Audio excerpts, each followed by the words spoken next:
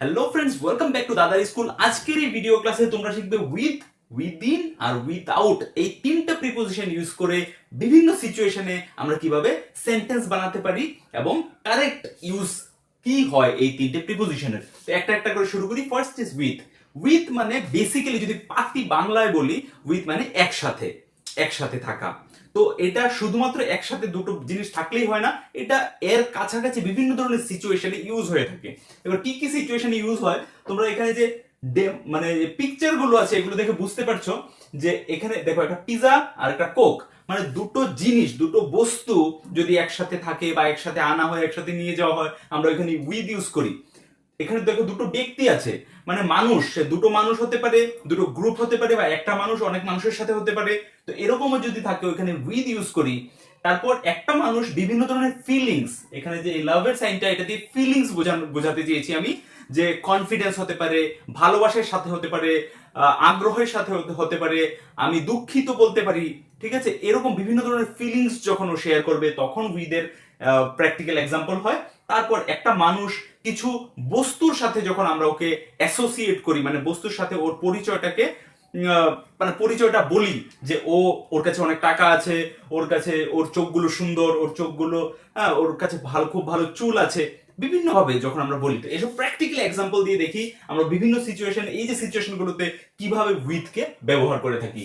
So দেখো, first example, I ordered A pizza with a Coke.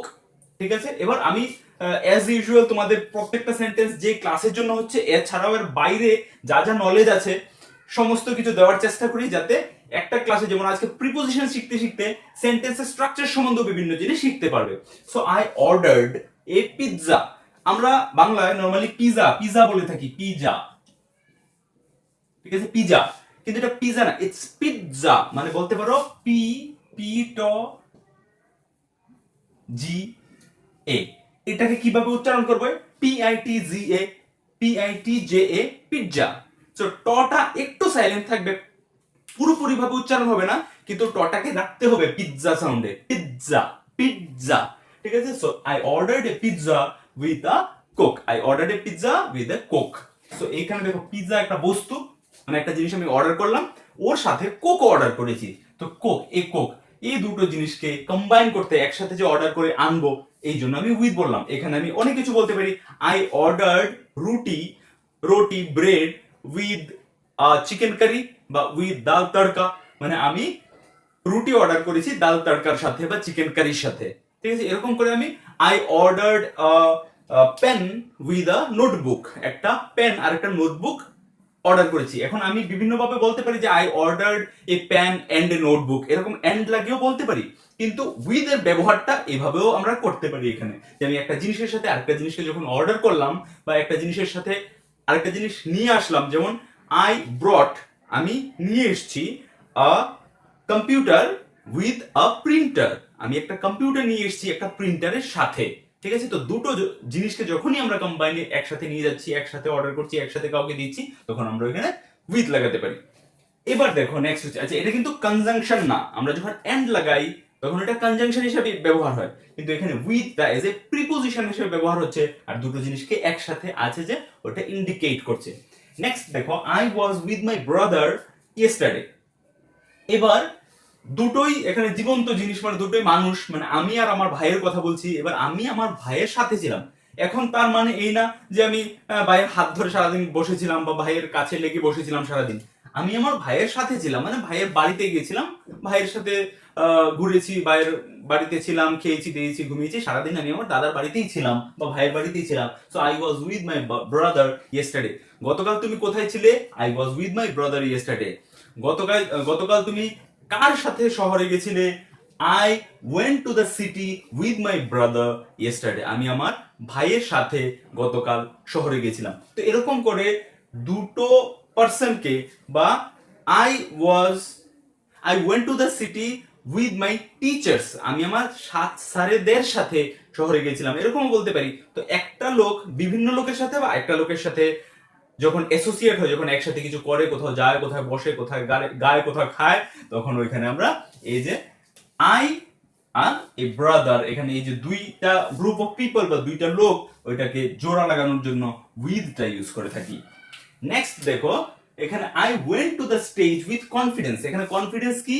আমার একটা mental state বলতে পারি বা একটা ফিলিংস বলতে পারি, ঠিক আছে? সো এটা দেখা যায় না, কনফিডেন্স কোনো এরকম জিনিস না যেটাকে আমরা ধরতে পারি, ছুতে পারি। তো এই জন্য এই থার্ড এক্সাম্পলে এই সাইনটা আমি ইউজ করেছি। So I went to the stage with confidence. আমি স্টেজে উঠলাম, মানে স্টেজে ওঠার সময় তো সবসময় আমরা কাঁপি, ভয় পাই কিছু বলার সময় বা কিছু পারফর্ম করার সময়। তো এখানে বলছি I went to the stage with confidence, মানে একদম কনফিডেন্সের সাথে আমি স্টেজে গেছি বলতে, ঠিক আছে? So I went to the stage with কনফিডেন্সের জায়গায় আমি বলতে পারি I went to the stage with কি নার্ভাসনেস, ঠিক আছে? আমি নার্ভাস হয়ে গেছিলাম যখন স্টেজে গেছি।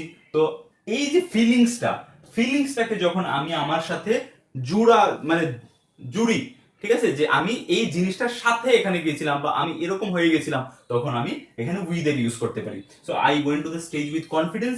এবার নেক্সট দেখো যে আমরা একটা চিঠির নিচে লিখি, দেখবে উইথ লাভ, ঠিক আছে? একটা চিঠি আছে, চিঠির নিচে লিখছি উইথ লাভ প্রকাশ, ঠিক আছে? মানে প্রকাশ চিঠিটা লেখলো আর বলছে যে উইথ লাভ, মানে আমি এবং আমার একটা ফিলিংস এর সাথে আমি তোমাকে চিঠিটা পোস্ট করছি। তো এখানে কোনো কিছু না লাগিয়েও শুধু উইথ লাভ লাগাই, মানে আমি, মানে একটা লোক এখানে প্লাস ওর একটা ফিলিংস। বা কাউকে যদি মানে কেউ কারোর কাছে ভুল করেছে, তো ও চিঠি লিখে অ্যাপোলজি করতে চাইছে। অ্যাপোলজি মানে হচ্ছে ক্ষমা চাওয়া, ঠিক আছে? অ্যাপোলোজাইজ করা মানে আমি আমার ভুল স্বীকার করছি, তখন আমরা অ্যাপোলজি শব্দটা ব্যবহার করি। সো আমি একটা ক্ষমা প্রার্থী হয়ে চিঠি লিখলাম, ঠিক আছে, যে আমি যা করেছি, ভুল করেছি, আমাকে ক্ষমা করে দিও উইথ অ্যাপোলো, শুধু নিচে টান দিয়ে উইথ অ্যাপোলজি তোমার নাম, ঠিক আছে? লিখলে এটাই বোঝা যাবে যে তুমি তোমার ভুল স্বীকার করছো, তুমি ক্ষমা চাইছো, ঠিক আছে, নম্রতার সাথে। সো এরকম ভাবে বিভিন্ন ধরনের ফিলিংস শেয়ার করতে আমরা উইথ এর ব্যবহার করে থাকি। নেক্সট দেখো, কোনো মানুষ কোনো বস্তুর সাথে, ঠিক আছে, বস্তুর সাথে হয়ে গেল, মানুষের সাথে হয়ে গেল, মানুষ ফিলিংস এর সাথে হয়ে গেল। এবার কোনো মানুষ কোনো বস্তুর সাথে, মানে ধরো এক্সাম্পল দেখি, he is a lady, he is a lady is a lady with beautiful hair. Okay, he is a lady with beautiful hair, মানে এই যে ও একটা মহিলা, ওনার সুন্দর চুল আছে। এবার এই জিনিসটাকে আমি অন্যভাবে হ্যাজ লাগিয়েও বলতে পারি, she has beautiful hair, but এখানে আমি সেন্টেন্স অন্যভাবে বলছি, উইথ ব্যবহার করে কিভাবে বলতে পারি। তো she is a lady with beautiful hair মানে এরকম না যে সে আলাদা করে চুল হাতে নিয়ে হাঁটছে, ঠিক আছে? ওর চুলগুলো সুন্দর, এটা বলার জন্য আমি বলছি she is a lady with beautiful hair. এখানে আমি বলতে পারি যে she is a lady with beautiful eyes. With beautiful eyes মানে ও একজন সুন্দর মহিলা যার খুব সুন্দর চোখ আছে।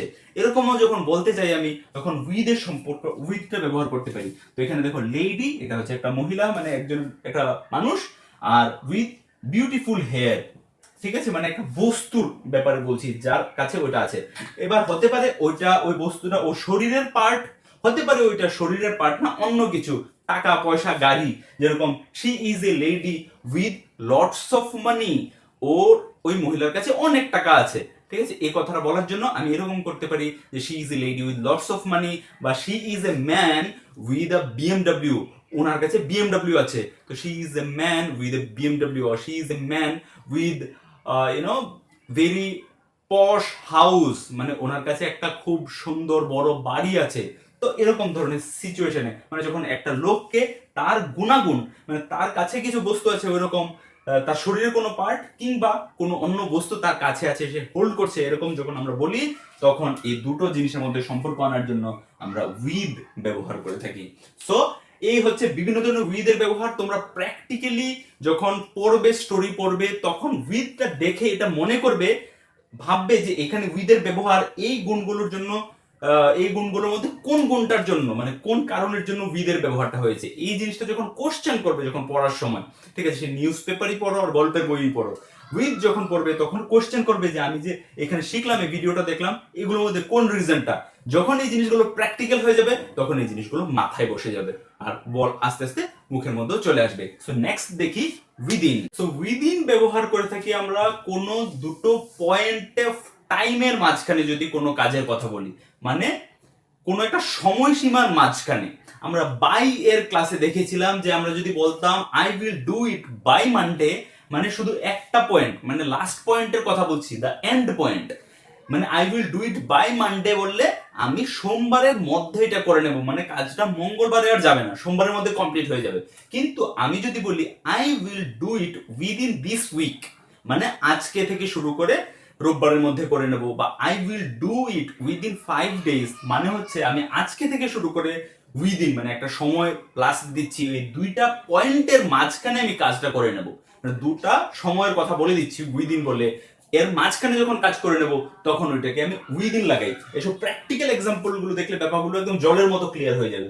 সো হি উইল কাম, ও আসবে উইদিন 5 মিনিটস, 5 মিনিটের মধ্যে, মানে বন্ধুরা মিলে বসে আছি একসাথে, তো পার্টিটা শুরু হচ্ছে না, বা একটা প্রোগ্রাম বা একটা প্রেজেন্টেশন আছে ওটা শুরু করতে পারছি না কারণ একজন আসেনি, তো আমি ফোন করলাম ওকে, হ্যাঁ কোথায় আছো, কখন আসবে, তো ফোনটা রাখার পর আমাকে জিজ্ঞেস করছে যে ও কোথায় আছে বা কতক্ষণে আসবে, when he will come, so আমি উত্তরে বলছি he will come within 5 minutes, বা এখানে 5 মিনিটের জায়গায় এবার যতক্ষণে মানে কেউ আসবে, কেউ আসার আছে, বাড়িতে কোনো অতিথি আসার আছে, বা আমি কোথাও পৌঁছানোর আছি, তো আমি ফোনে বলছি আই উইল বি দেয়ার, আমি ওইখানে থাকবো within 10 minutes, within half an hour, within 1 hour, ঠিক আছে।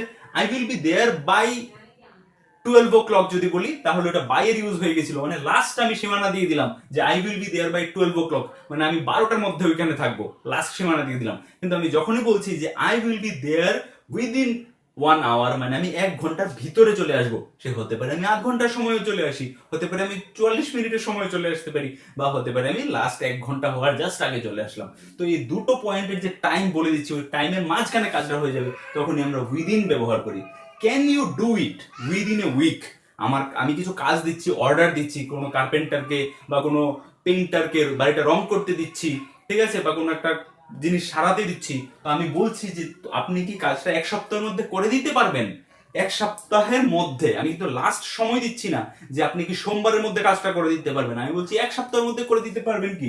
So can you do it within a week, within যখনই বলবো আমরা তখন এই যে আমি বলে দিচ্ছি একটা সময় দিলাম, ওই সময়টার মাঝখানে কাজটা হবে কিনা এইটার কথা আমি জিজ্ঞেস করছি। So can you do it within a week, আপনি কি 1 সপ্তাহের মধ্যে কাজটা করে দিতে পারবেন। I will send the money within 5 days, I will send, send মানে পাঠানো, তো আই উইল সেন্ড আমি পাঠাবো, মানি টাকাটা, উইদিন 5 days 5 দিনের মধ্যে।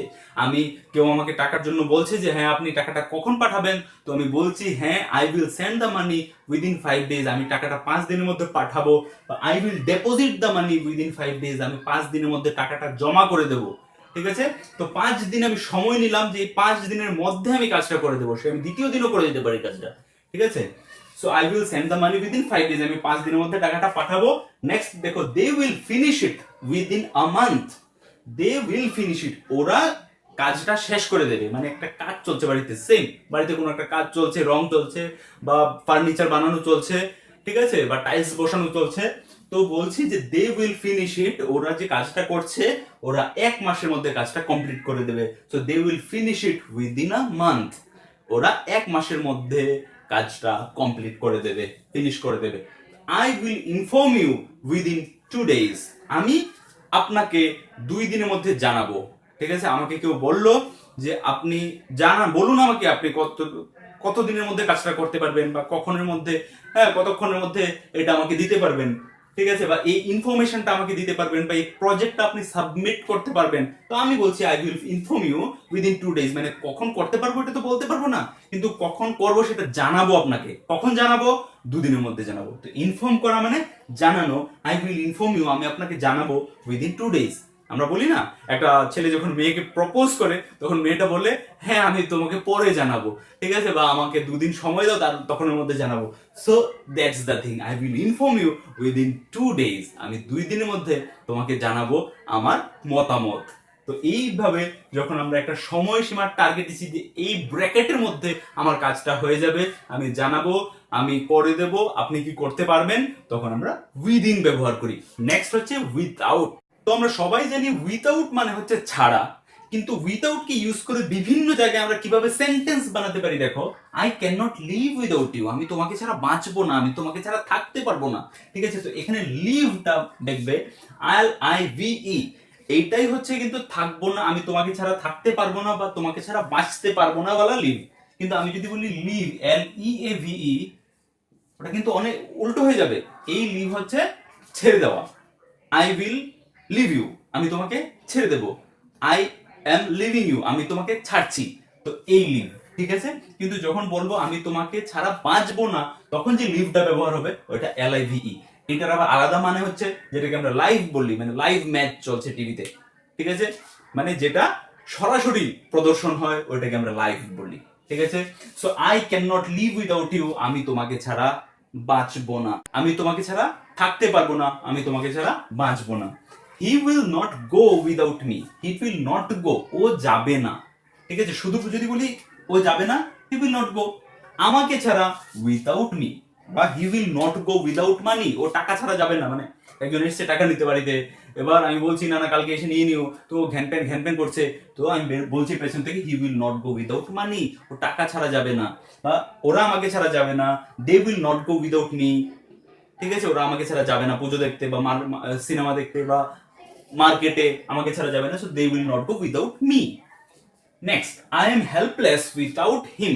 একজন ধরো আমার অফিসে আমার অ্যাসিস্ট্যান্ট আছে, আমি ও না থাকলে, কারণ ও সমস্ত কাজ আমাকে করে দেয়, কাজগুলোকে খুব হেল্প করে দেয়, আমার কাছে খুবই ভালো করে সহায়তা করে, তো আমি আরেকজনকে বলছি যে আই এম হেল্পলেস, হেল্পলেস মানে অসহায়, উইদাউট হিম, ওকে ছাড়া আমি অসহায়, ও সমস্ত কাজ করে দেয়, so I am helpless without him. বা বাড়িতে একজন অসুস্থ আছে, আমি অসুস্থ আছি, তো আমি বলছি যে ও যদি না থাকে তাহলে আমি তো কিছুই করতে পারবো না, I am helpless without him or without হার, আমি ওকে ছাড়া অসহায়।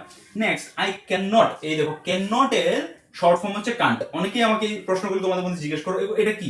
সো কান্ট, এই ক্যান নট এর short form, just short form লেখা।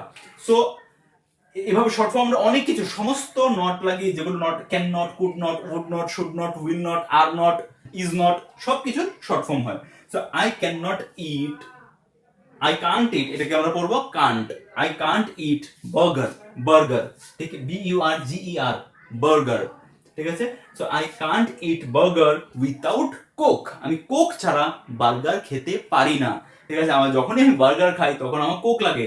এটা আমার ধরো একটা ছোট্ট বেচারা কুকুরের কথা বলছি, যে ও এখানে থাকে, এখানে তো জল টল কিছু নেই, ও কিভাবে বাঁচবে, so how he will survive without water, ও কিভাবে জল ছাড়া বাঁচবে। বা আমি শহরে যাচ্ছি, আমার কাছে টাকা নেই, বাড়িতে ফোন করছি, তো আমি বলছি how I will survive without money, আমি টাকা ছাড়া কিভাবে বাঁচবো, সেন্ড মি মানি, আমাকে টাকা পাঠাও, ঠিক আছে। তো যখনই আমরা বলতে যাবো যে আমি এটা ছাড়া কিভাবে বাঁচবো, এটা ছাড়া কিভাবে চলবো, তো তখনই আমরা বলতে পারি how I will survive without this, without that, without internet connection, how I will survive. আজকের জেনারেশন তো ইন্টারনেট কানেকশন, ওয়াইফাই না থাকলে আমরা সার্ভাইভ করতে পারি না, এরকম লাগে যে without internet connection how we will survive, ঠিক আছে।